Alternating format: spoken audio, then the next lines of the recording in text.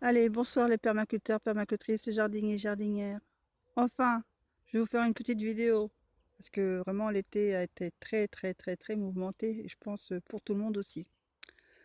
Donc vite fait un petit tour de jardin où tout a souffert avec la sécheresse, même si on arrose, bah voilà, ça blanchit, ça sèche, ça pousse pas, ça repousse. J'ai des petites courges pépo qui repartent, j'en ai en boule d'or qui commencent à se transformer derrière, donc elles sont toutes petites, hein. On voit pas bien. Voilà, elles sont toutes petites et la peau est très dure, donc il faudra les faire bouillir pour les faire cuire. Et après les couper, les ouvrir et puis les manger telles quelles ou les farcir. Euh, Comme on peut voir, hein, c'est très sec, hein. Sec. Mon bassin a fait le refuge des grenouilles. Ça saute de partout. Il y a des beaux spécimens. Donc là, c'est une courge de Siam. Elle a été mangée par les racines, par les oies derrière, là. Mais par contre, elle refait ses racines en allant directement chercher l'eau dans le bassin. C'est comme quoi qu'il y a une intelligence dans ces plantes-là, hein. Elles vont à la source directe. J'avais planté une rhubarbe du Brésil. Je pense qu'elle repartira pas. Elle a vraiment trop souffert de la sécheresse. Bon, on verra bien si elle repart ou pas. Pourtant, elle a été arrosée. Bon, j'ai quand même quelques tomates. Je dis pas que j'en ai pas, mais j'en ai moins que je n'ai pas eu comme une production comme l'année précédente, quoi. Les kiwanos, bah, ils sont toujours au même état. Ils ont poussé, ils sont là, mais ils ne grossissent pas. Ils sont vraiment tout petits.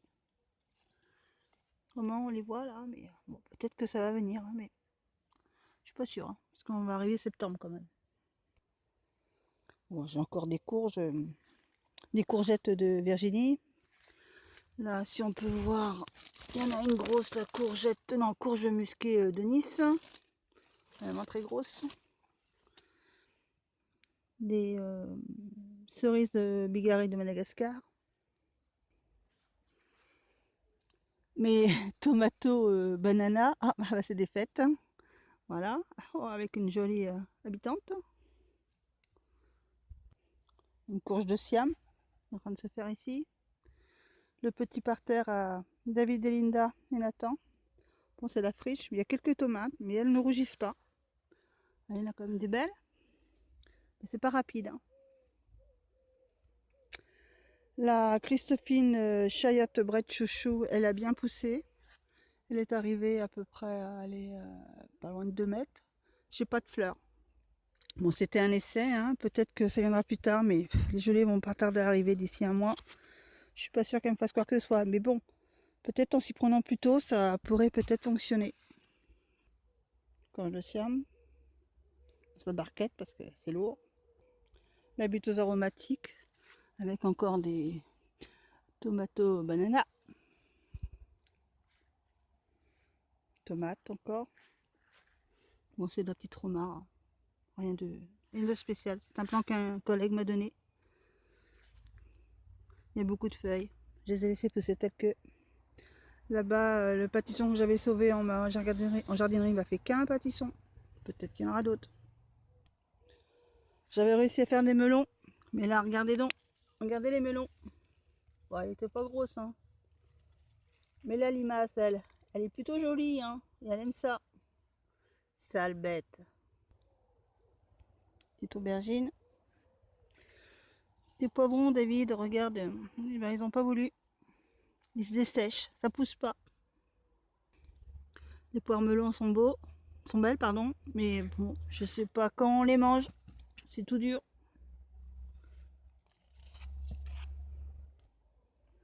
Amarante, tête d'éléphant. Bon, bientôt, je vais récupérer la graine. Ils sont vraiment très. Par contre, elles sont jolies. J'ai mangé quelques feuillages. J'en ai d'autres qui poussent ailleurs. Ils sont vraiment bons. Même crus dans du pain, ça va. C'est bon.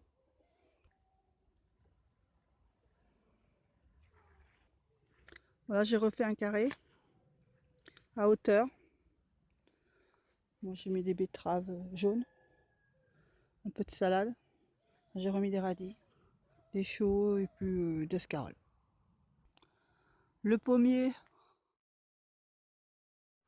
le pommier, vraiment grosse pomme. commence à casser, il va falloir que je retutère encore une troisième fois.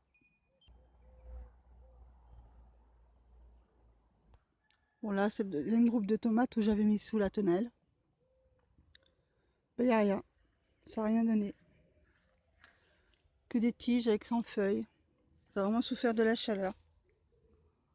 Tout a été malade. Je la ferai pas l'année prochaine. Bon, j'ai quelques tomates quand même. Mais c'est pas la production d'avant. Donc mon tournesol géant, on va pas voir, mais les oiseaux viennent les manger. Il n'y a quasiment plus de graines dessus.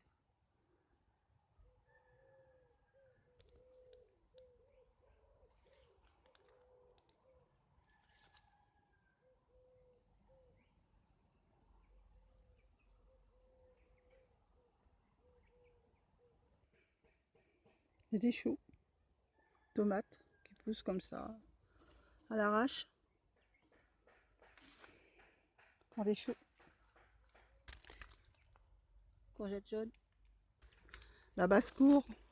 Salut les filles, yo, tout ça. Les petits poulets là.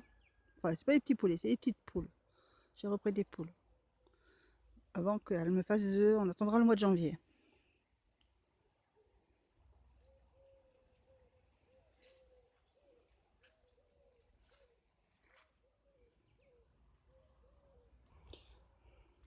Là, les courgettes elles ont été mangées par les petits canards là-bas. Ils avaient passé à travers les mailles. Ils sont venus me manger mes courgettes. Là, il y a quelques courgettes d'Italie, vertes d'Italie. Encore de la jaune. Tomates. Alors mes betteraves sont super belles. Par contre, ça fait comme beaucoup, on tire dessus, il n'y a pas de bébé. Juste un bout de racine toute ronde. Il y a plus de feuilles que de betteraves. Donc je vais faire comme Loulette. Hein, Loulette, très bien. Je commence à récupérer les feuilles et puis je les stocke. D'ailleurs, ce soir, je m'en fais une salade.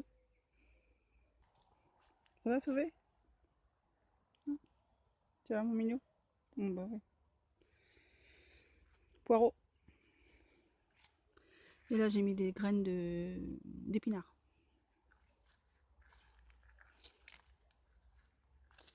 Et là, j'ai revu qu'il y avait quelque chose qui poussait, ou je sais plus, là. Une longue de Nice.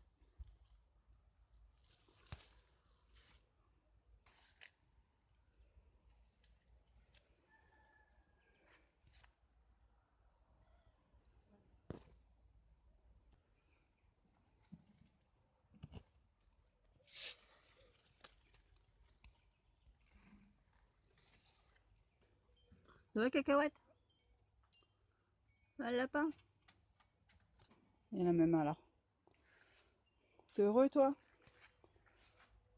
Ouais, sauve-toi. Il se sauve pas. C'est un mâle qui s'est échappé. Mais les femelles, elles sont enfermées là. Donc il s'en va pas. Il reste à côté. Pigeon.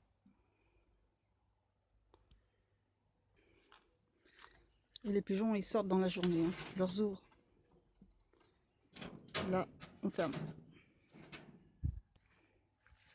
Bon, les courchireuses, toujours aussi belles.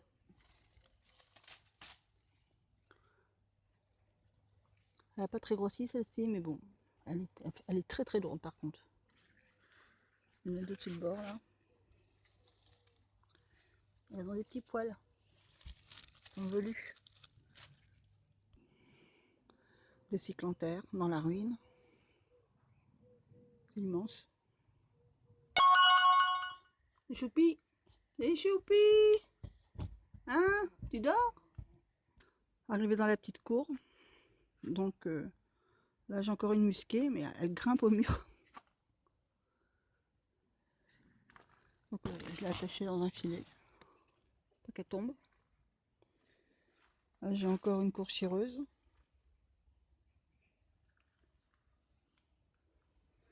Encore des courgettes.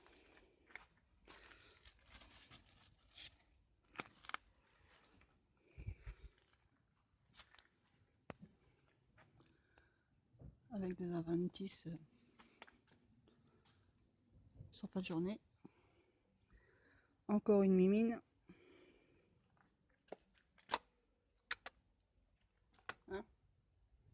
oui. Elle a été trouvée sur un parking non pucé. Raisin italien sans pépins. Donc il y a 4 grappes. L'année prochaine, j'en aurai partout.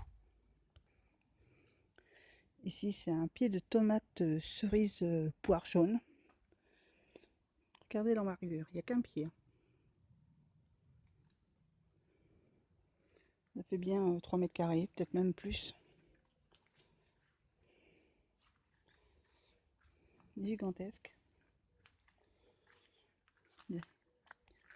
Puis en plus, elles sont belles. Hein. Mais il faut que ça mûrisse.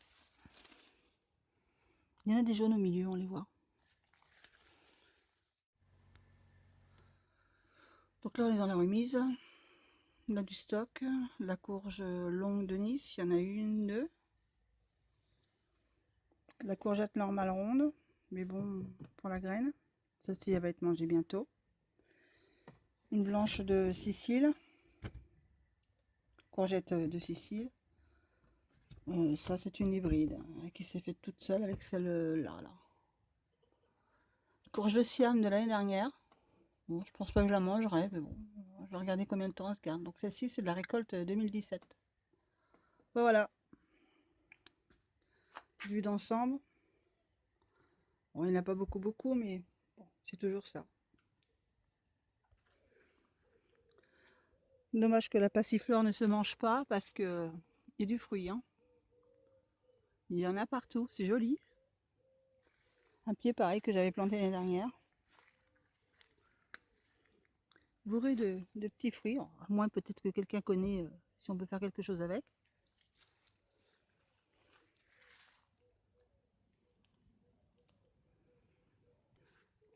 Elle a envahi mon fil à linge. Donc bah, le linge, je le mets sur le dos des chaises. Et voilà mon raisin qui est plus bon, qui est couvert de pourriture, mais qui attire énormément les frelons. À propos de frelons, frelons asiatiques a piqué mon père, j'en ai parlé à Olivier Jacot, a piqué mon père dans le dos, il est très âgé, il a failli en mourir, il a failli mourir étouffé.